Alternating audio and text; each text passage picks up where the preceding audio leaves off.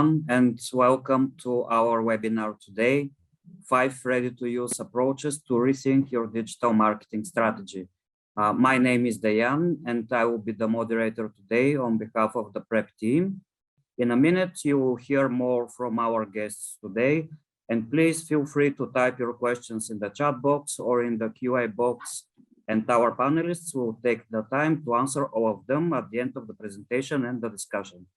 If you have problems with the sound or presentation, you can switch to the Zoom app by clicking the button in the left corner of your screens. So I think that everything is set, and I'm giving the floor to Anke.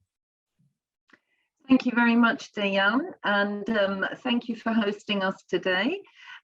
So my name is Anke Middelman. I am the director of the Global EMBA, and it is my great pleasure to introduce two very important people on this program. So I would like to introduce you to Jean-François Detout and to Naoufel Abdelwahid, who both have important roles in today's webinar. And let me introduce you to each of them in turn.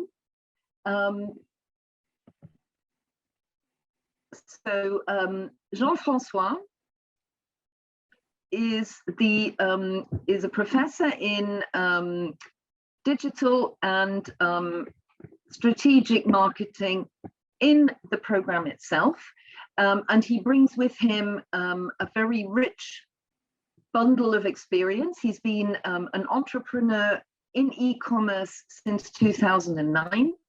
A consultant for 10 years, and he has been part of the SKEMA faculty since 2010.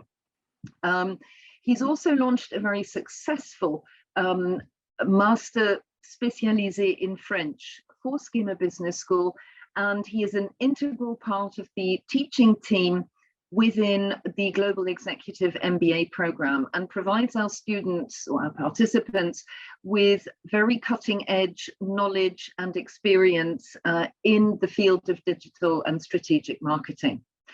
He's also very passionate about what he does, and this will certainly come through in the webinar today. And then I would like to also introduce you to Naoufel. So this is the first time in our webinars that we are able to provide you a duo of teacher and participant.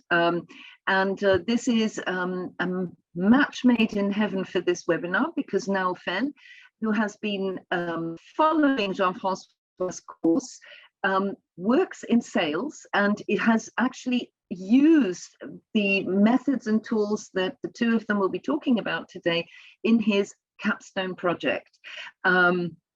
He works for TE Connectivity and has the South and West Europe and Mediterranean region under his belt. And this course made a lot of difference to his capstone project, which is his final project that is going to really kickstart his professional future when he is finished. I'm going to now hand over to Jean-François to start off, to kickstart this webinar, and then Naoufel, we will be speaking with you later. So thank you both very much for being here. Thanks a lot, Anke, and thanks a lot for your few words. And it's a pleasure for me to be with you today. And I would like to thank Naoufel for his presence too. And Anke gave me a big challenge, which is talking about five chapters, 5 topics in few minutes, because after my intervention, I will give the floor to Naoufel, and then we will have a short WooClap activity, and then will be the time of the Q&A. So the first of my chapter is dedicated to the user-centric strategy. I'm sure you heard about this kind of strategy, which is dedicated to the digital marketing. And one of the guys who declared and who created the user-centric strategy is Jeff Bezos, the Amazon founder. And he said something quite new in 1997. He wanted to create the most user-centric company, and he wanted to empower the customer, which means to transform the customer into somebody autonomous. Autonomous means somebody you don't need you don't need to call, you don't need offline resources to manage to buy something. So on Amazon.com, you can do your own experience without giving a phone call to any call center. So it's exactly something we learned in the Gemba, how to transform your website into something more autonomous. I give you a short example of something which works by itself. Here it's a search engine, a smart search engine on a whiskey, Japanese whiskey website. And for example, if you look for something, for a gift for somebody, you just need to click on a gift, for example, then you select your budget. Next thing, you will select some flavor, and it will give you a list of results. For example, this Ishiro's malt and grain whiskey. So it's a good illustration of what I just said. You don't need to give a phone call. You don't need to go to some shop to ask questions. The website will manage to transform you into a customer without any offline resources. So in the Gemba and in my live class sessions, we focus on the fact that the online strategy is working. And to be efficient, we use some canvas. For example, here, I present you the value proposition canvas. So its aim is to transform a product-oriented vision into a user-centric vision. So on the right, you can have the old-fashioned vision, which is the fashion of the product. Which product do I buy? Which criteria and stuff. And on the right, you need to transform, in fact, the vision into something. How can I consider the job to be done? Which mission will my product manage to success? So it's one of the canvas I will introduce to you today. The second canvas is something I think Naufel remember. It's a customer journey canvas. So in the customer journey canvas, you will divide every steps of the customer journey into something you can check. You can see that. Okay, so on the top, you can see the customer needs. For example, I look for a Japanese whiskey. Then you have the key moment, which is a print screen of the mobile version of the website. And then you will decide if it's something which is working or not with a smiley. And at the end, you will, for each issue, find a solution. And to be concrete, I show you now something my GEBA student from the Spring 21 cohort made. So you can see here every step, okay, with some steps where like the customer is happy or very happy, few of them, but sometimes, maybe as you sometimes as a customer live that, the customer is unhappy. And when the customer is unhappy, it means that there is a mistake in the order process. So with the Gemba students, we try to fix every issue to propose a better and a good customer journey without any mistake. So for each chapter, I decided to explain to you what we do, especially in the Canva. Okay, so in a Gemba, so we use this canvas. We manage to use them in a proper way and for a real case study, really important. We calculate the customer centricity score of the website you are working on. And we learn about other KPIs. KPIs mean key performance indicator, like net promoter score, customer effort score. We discover it and we use it in a professional way. And finally, we try to optimize the customer journey Canva in the user-centric, in a user-centric vision. So let's move together to the second chapter, which talks about the ZMOT strategy. So I don't know if you have any idea of what a ZMOT is, so I will introduce it to you. And let's go back to the 90s. Because in the 90s, you didn't have any information about the product before. You seeing it in real life or you use it in real life. It's named in the ZMOT theory, the shelf theory. It means that you will touch it in the real life and see it in the real life. Before that, you have no idea of the power or not of the product. You could not talk in the 90s to the brands. Now you have social networks. You could not share your experience except during a meeting or during a meal, but except that you cannot share anything with your peers. So except now you have, again, the social networks, you have Google My Business, and you can even have opinion of people you don't even know. And now in 2022, your feedback, okay, what you think about a product will feed other people's experience. This is exactly what does the Zmot. Because the Zmot is fed by other people experiences and feedback. So if you buy a product, you will have an idea of this product even before seeing it in a real life. So for example, in 2011 or 2012, if you bought a Tesla, you had an idea about the Tesla before driving it. It's exactly the Zmot theory. Because when I use it, I am in the first moment of truth. And my moment of truth, the share theory, will become an experience for the next customers, the next person's Zmot. Zmot means zero moment of truth, my opinion before the first moment of truth. So as a brand, because you all work for some brands, you will need to collect data. Okay, here I put the print screen of the Walmart Supercenter Google My Business page. You will need to control what is said about you on your platform, about your product, your services, to, at the end, improve the user experience and finally, your incomes and your business. So in the Global MBA, we learn how to define a search engine optimized and SEO-friendly strategy. We learn how to use Google tools, like I just introduced to you, Google My Business, and even the Search Console. How to measure your actual Zmot process. How does it work? And the best question is, do you control your Zmot? It's the most important part. And again, how will we concretely optimize the Zmot process of your company? But there is no internet without a fast website, fast application. So let's go back again to the beginning of the 21st century to understand that for Google, the most important part was the content. They even said content is king.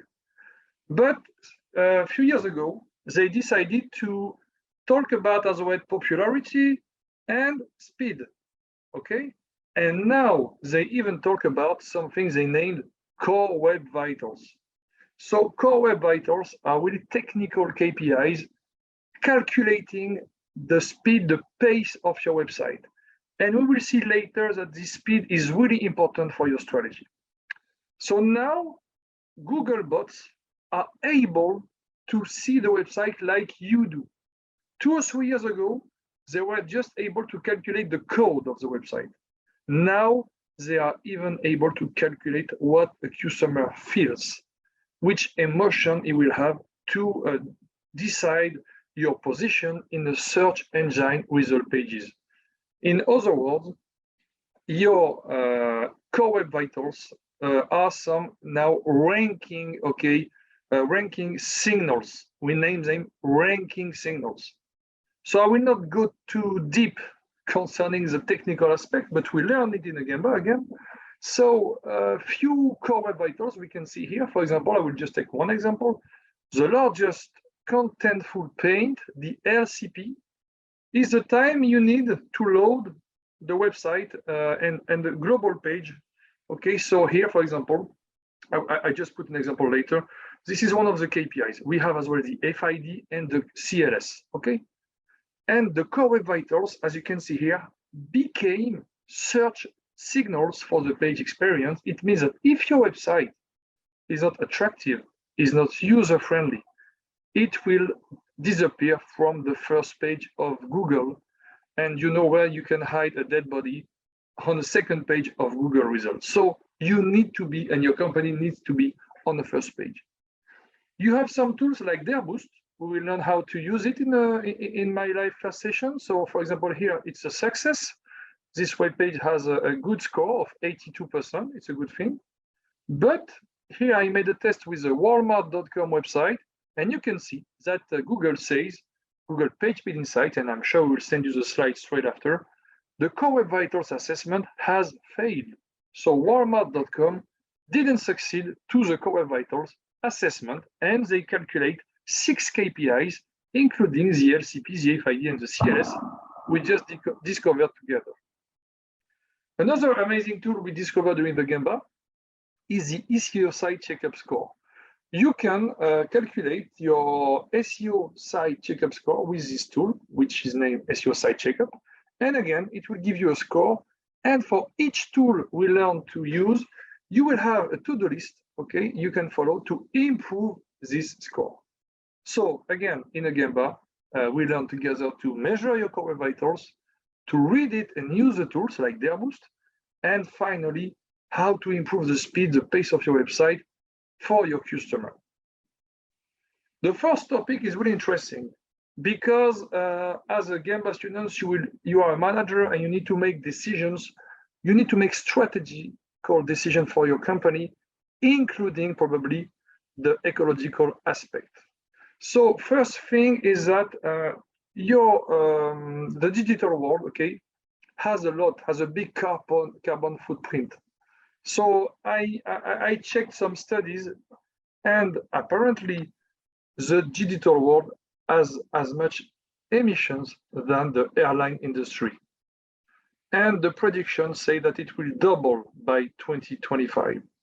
Nobody talks about it, okay? We talk a lot about the car industry, the airline industry, but we don't talk a lot about the digital carbon footprint. So as an example, okay, in 2017, you can see that the blue graph is growing, okay, because now the data centers are like so huge and using a lot of electricity, and we will discover together how much your website, which carbon print it has, okay, and how to improve it. And we will see some kind of trick thing after, and we will discover something together. So it means that yes, there is a big impact of the digital world on the ecology. And if the internet was a country, okay, it would be the third consumer of electricity in the world after China and United States. And with Naufer, during the live class sessions, we discovered a tool. For example, website carbon.com, okay, it will calculate the global carbon impact of your website compared to other web pages in the world. It will even calculate precisely the tons of carbon your website reject for each 10,000 page viewed. So it's really interesting and powerful tool. And again, it will give you a to-do list. So again, together we will understand how to calculate the carbon impact of your website, how to improve it, and for sure, how to improve it, how to communicate, about it. So I don't like the fact that we talk about greenwashing here. It's proper, I would say, green ecology, and in a proper way. It saves money and electricity. My last chapter is about the OKR. So I'm sorry, it's also like keyword maybe you don't know. So OKR means objective and key results, because I wanted to finish with talking about a methodology, a management methodology, and the OKR are something we use a lot in the digital projects. It means that you need to define clear objective. And for each objective, you will define some key results you need to accomplish to get the objective and the task done, okay? So the objectives are, where do I need to go? Okay, the key results, how do I know I'm getting there? Okay, so it gives some kind of something clear, a path you can follow to manage your successfully your project, okay? And so it's defined as well by the task you need to drive to get the results done.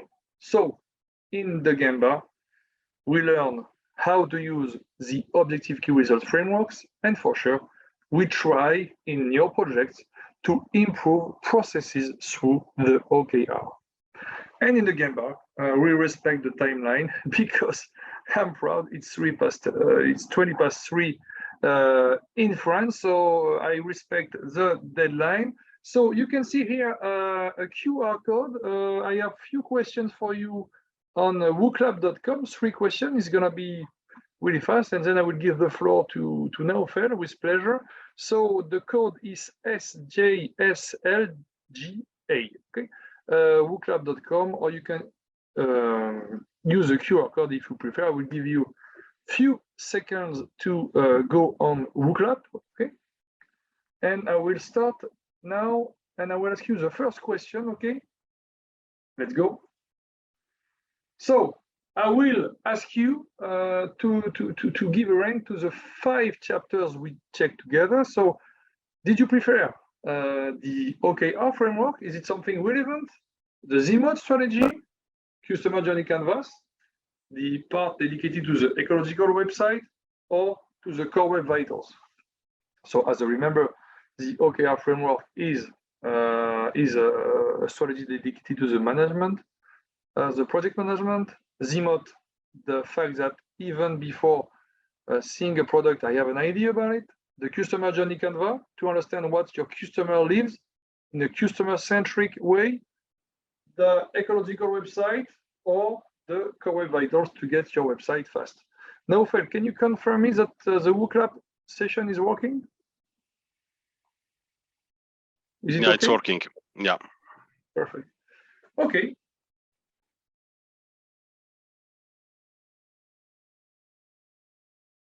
So for now, apparently, what you prefer is the Z-Mode strategy. Not surprising.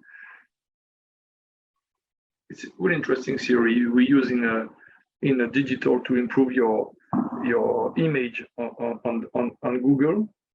Okay, I will give you, it's 3:22, so I will give you a few seconds more before going to the next question.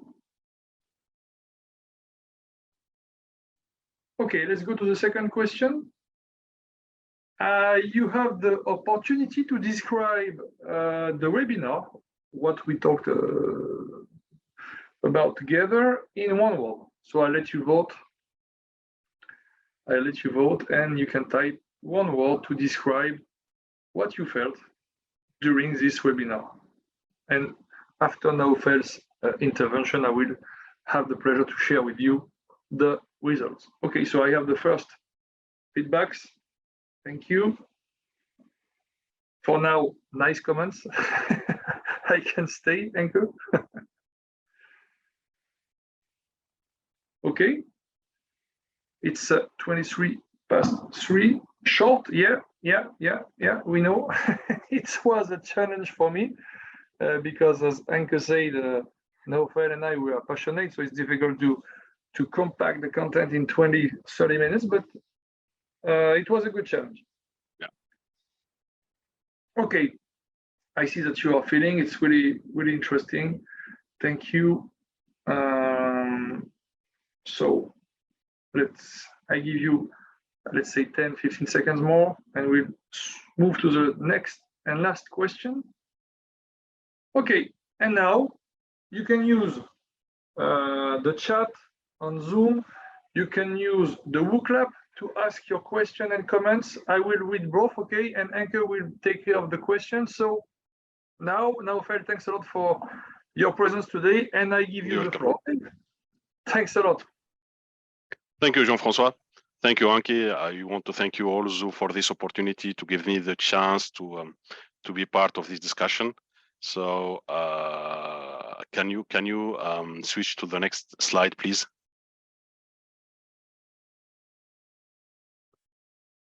Yes, so my intervention today, I want to give you one of my experience after this nice course from Jean-François, and this experience with Gemba since starting on 21.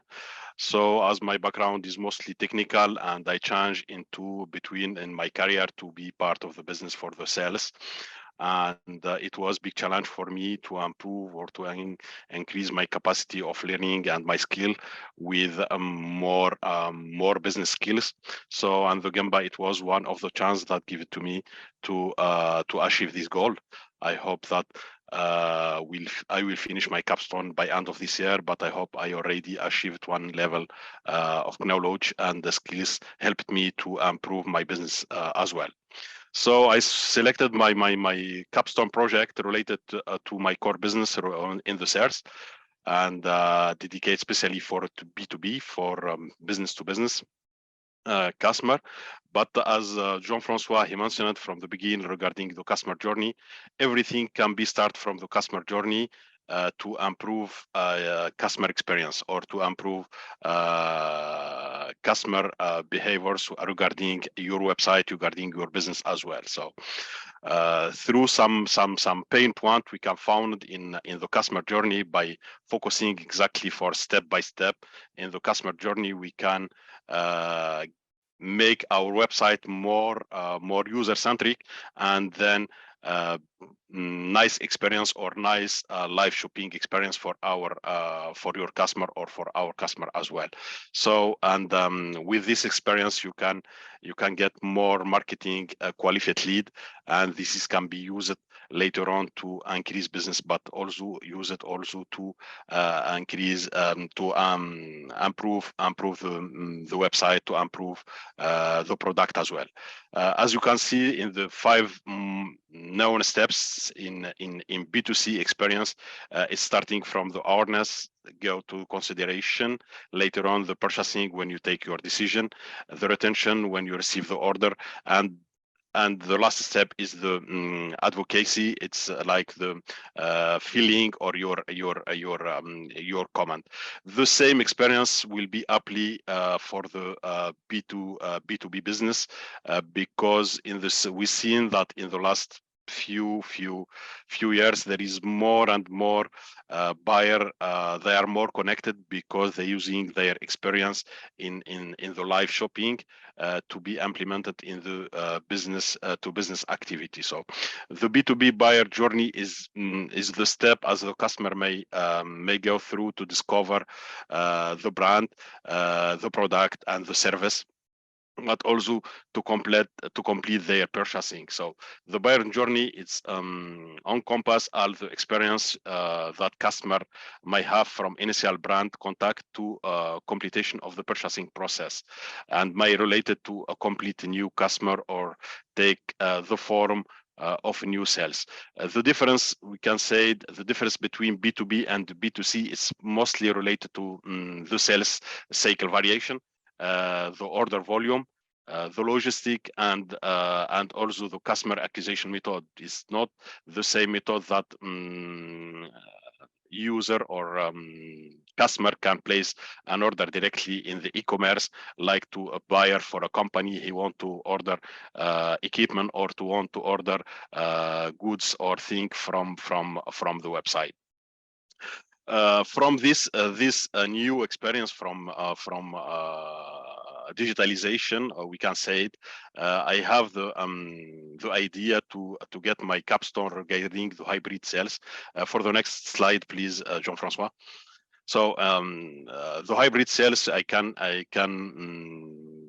define in a 3 big point, or 3 points. So starting from the digitalization, by using all the digital tools that available, that Francois already shared in several points in the course. So this will be very helpful to improve and to define your marketing strategy, especially to identify your customer, and to identify where you want to improve, and where you want to get business. So later on is the B2B sales process, and this is related to the business management model. And this is what we can say the hybrid sales model. So in few words, we can say the hybrid sales model is the marriage between digital and in-person contact for to release business for B2B. So the hybrid e-commerce, we can say it's allow to manage 2 things, is to B2B business and B2C business with a single platform, and this is can doing it individually. We reduce resources, we reduce too much contact with the buyer, but we give more opportunity to the buyer to get more information, to get easy to define his product, and to take the decision, and this will improve his experience, and later on we can get more customer feedback and more loyalty from this customer, because he get more service and good service from your side. But in meantime, the company cannot be focused only in B2B business, but also with the same platform can be regrouped some B2C business or direct customer business. Why I selected this thematic in my capstone? Because the future is more and more is the hybrid, or we can say it, is the digital experience in the sales into B2B business. Recently, last McKinsey research, they shown that 60% of the company increased their hybrid sales team, and 60% added their digital sales team as well.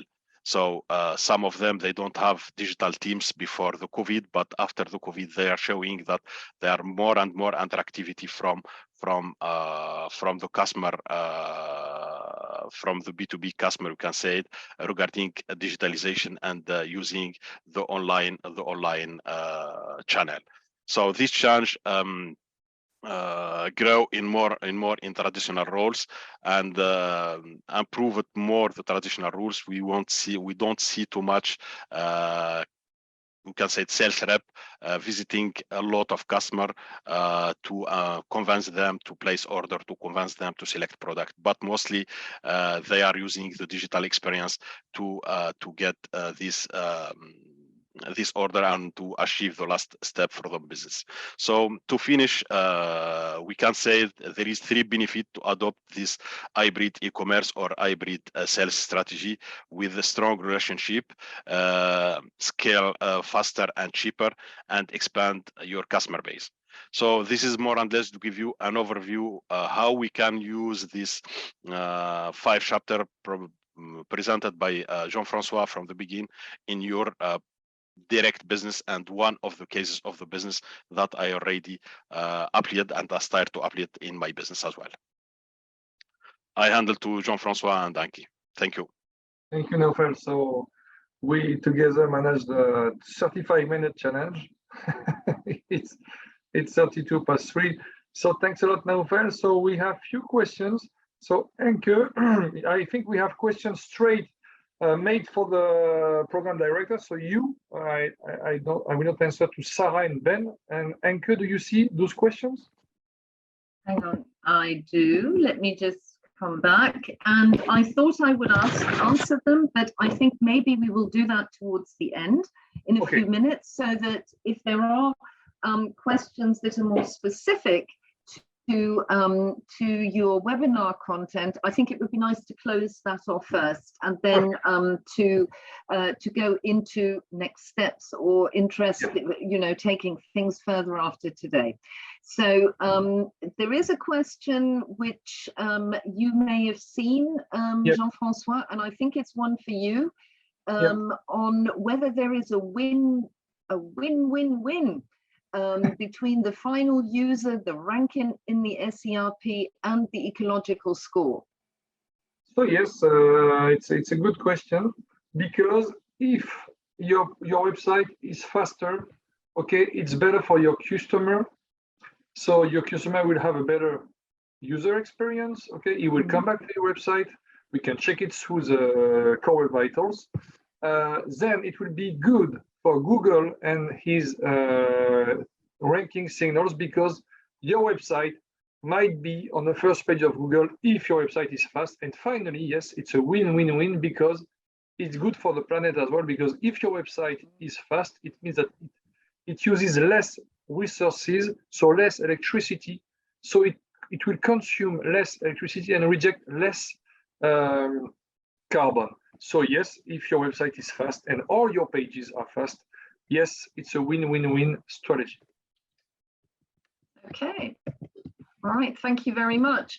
And there is another question that I have here, which it seems to be more for you now, Fel, which has been the impact of these concepts on you, both in terms of your capstone and also in terms of incorporating them into your work. Because you obviously knew a lot about this topic when you came into the program, you have learned more about it while you are in the program. How have you been able to enact them? You know, how would you've done without them? Yeah, thank you, Anki. So for this question, it's not an easy question. So I didn't say you would get easy questions today. I can say, but of course, the program from the beginning, the program it was concentrated to know yourself first, and to get more we can say it, more skills, more knowledge can help you in your experience or professional experience, because the program is dedicated mostly to increase the knowledge capacity, and especially with the new technology. For someone like me, I stopped. So my last class, it was in 2003, and when I get my master degree. So, and after that class, I didn't get any additional class in school, and it was very challenging to back again to the school. So socially, remotely or directly in the residential week that we have, and directly in class, it was very challenging. But the important things that we learn in that courses, that there is no stop in the knowledge, there is no limitation. Always there is something new to know, and always there is something new can be adapted in your experience and in your professional experience. Personally, I use it many of method, especially we learn in different courses in my day-to-day job, and this can make some kind of differentiation in my presentation in my PowerPoints, as I do several presentation and PowerPoints for my customer, but for my colleagues and my team as well. And so I have one of my bosses, they already tell me that. So I seen some difference between Naufel before SKEMA and later on Naufel after the SKEMA experience. So, and this is, I can say, one of the success of the program. Well, I thank you very much for that, Naufel, and thank you for this really wonderful answer, because you have gone much further than just your immediate experience with the tools you've learned from Jean-Francois into your capstone, but in fact it's the tools that you've learned throughout the program that are really relevant to you. And I would love to come back to you a little bit on that, because I'd like to say a few words about the program before we finish, if you don't mind. But first, we have another question, which is related to the presentation, and is the business model relevant with the ZMOT theory? Yeah. And I have no idea who this is for. I think it's for me. And I received it on wooclub.com. So somebody said, in the ZMOT model, the stimulus and the ZMOT happens way before getting in touch with the product. I do agree. In the capstone project, the advocacy comes at the end of the value chain. We do agree as well. And so the question is the business model relevant with the ZMOT theory? It's an amazing question, by the way. And I would like to meet in real life to talk about it. So the thing is, yes, the ZMOT is inside the business model, because you need at the beginning of your project, your digital project, to decide where you will get the feedback of your customer. The thing is, with the ZMOT, you need to control what we say about you. If you don't create this feedback space, okay, then Google or any other websites like The Fork or Booking.com, it depends on your business, will get the feedbacks, and you will not have any data to control. So I will say, first of all, you need to, in your mockups, when you decide of your specifications, you need to know where you will get and control the ZMOT. Secondly, when your business is running, you need to control and check the ZMOT to improve your customer journey. So you have everyday feedbacks coming from your customer. It can be businesses, it can be customers, and you will need, yes, in your business model to implement some, I would say, control, some methodology to check that every day. Okay, I'm sure my answer is not. I just have few minutes, so I would like to know about it more often, but it's my two main points. Okay, thank you very much for that. And you're right, Jean-Francois, and now Phil as well, that you would have so much to say, and yet we have such a limited time. And I'd like to thank you for making the most of the limited time available to us, which I think has probably given some good insights, given the questions. You've got some avid listeners here. I would like to take the last few minutes maybe of this Q&A session. We have had some questions about practicalities in terms of applying for and joining the program. And in a way, it's wonderful that we have you here now, Phil, because some of the questions, they're not directly related questions to your experience, but in a way, it would be lovely if you could maybe share with us some of your fundamental experiences on the program that you would very much like to share maybe with others who are listening. So maybe the challenging in this program is to find the balance between your experience, your professional life, and the time for study. So this is one of the big challenge, we can say it, in the program. But one of the advantage you can find the time to do it because you are motivated. When you are motivated to do this program, and you feel that this program will help you to achieve something or to go to another level in your professional life. So this can be one of the motivation that you can get to surmount, we can say it, all the obstacles that you can find, all the barriers that you can find, because it's not so easy to make this balance, especially when you have children and you have wives. So you have to spend life between children and wife and your professional life. And another thing in the program, it's the residential week. The residential week is one of the four, we can say, a strong point into the program. So in this residential week, you are first of all, you are more focalized in the program in all chapter that you learn during these weeks, but also when visiting some company outside, that's like what we have done in Belo Horizonte in Brazil, or what the team they done in Quebec. So when you're visiting another company to get additional experience, to get another overview for the experience from other production lines or other companies, this is very interesting for your knowledge and very interesting for your professional experience, we can say. Thank you very much for that, now, Phil. And I think it's worth pointing out, and some of the questions have been around the logistics of the program. It is very difficult to combine your work, your family, and a degree. And we all know this, and I admire all of you greatly for doing it, and you all do it, and in style.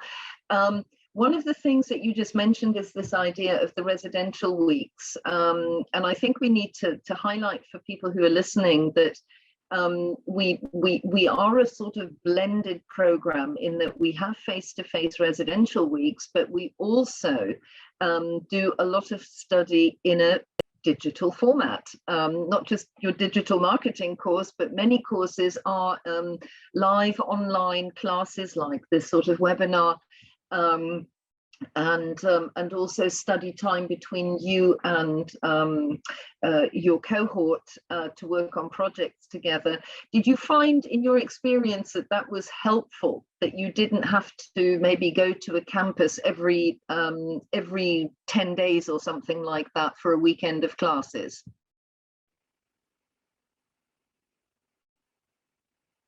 No, Faye? Sorry, I am on mute. So you didn't want us to hear. No, I confirm. We have in other platforms. So some courses in the other platform that give you more flexibility to to follow the courses when you are available, when you have time. Is not necessarily that you do these courses in that time, because you have it's, we can say, digital platform. You can follow it anytime that you have. For the other courses, you can say program, there is direct courses, like there is webinar, and this is with more interactive with the professor, asking question, answering question, and also go in details into the courses. Mainly you can say it in the Gemba, it's a mix between different method, we can say it, for study. So, and I cannot see one is the best of the best one, but it's depend of the courses, but it's depend as well of your availability. So for the people who they are not able to travel, for example, of course the remote courses is very, very helpful for them. For the people they are be able to go to visit for our SKEMA campus in Paris, for example, or Lille, it's very interesting to see a lot of things there.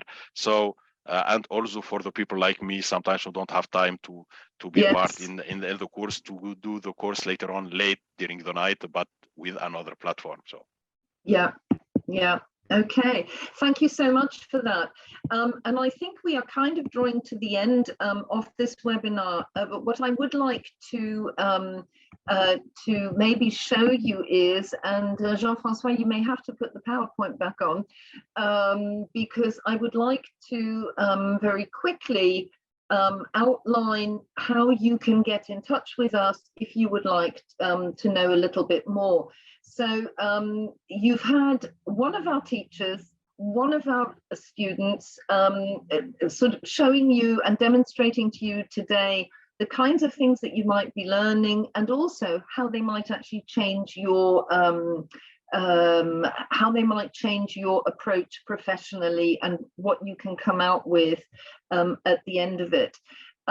So we do have, and then there were certain questions in the Q&A sections, the questions, the Q&A session about details about the program, things as where is it studied, you know, and when. And the best person to talk to you about this is actually the gentleman on this PowerPoint, Thierry Graff, who is our head of recruitment. He is best able to respond to all questions that you may have. And he is available. He is based in Paris, and you have his contact details listed on this slide.